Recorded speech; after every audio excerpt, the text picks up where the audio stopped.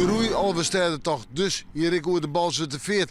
En die roeiers die troffen het prachtig waar. Ja, een beetje wien, maar dat jij erbij. Noffelijke temperaturen. Maar ik voor de renners, de mensen die mij die in de Alverstede kan je toch, die troffen het goed. Wat begon het tiesje mooi meer waar.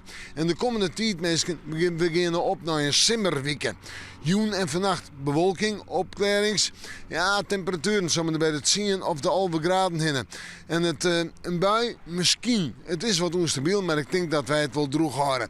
De wind die komt vannacht uit het noordoosten waai. En die is zwak of matig, maar die helpt letter in de nacht on en vrij krachtig voor het kust- en waardgebied. En dan morgen daar. Een dag met zinnen, een dag met bewolking, een dag met noffelijke temperaturen, 15, 16 graden direct onder de zee. En zo'n zandje en 20 graden op het vasteland, de heetste temperaturen in het zuidoosten en oosten. En vierders, een noordoostenwind, matig en vrij krachtig, kust- en waardgebied krachtig. En dat betekent een waarschuwing van de watersporter. Hou rekening met die aanlandige wind. De kans op een bui liek het lied, maar er gaan morgen wel stevige ruin- en tongerbuien om in Nederland. En toch die noordoostenwind blijven wij wat meer boetenschot. Een groensje ken ik net, Jan.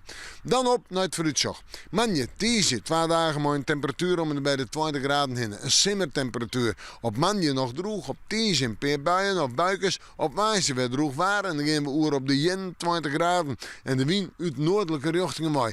Mensen, het wordt simmer. En dat simmerwaar zet nou Wijze terug. Maar nog hegere temperaturen. Op naar de 20 en 24 graden in het Pinksterweekend. Ik denk het wel. We met de Manje, maar weer even in het waarsjen.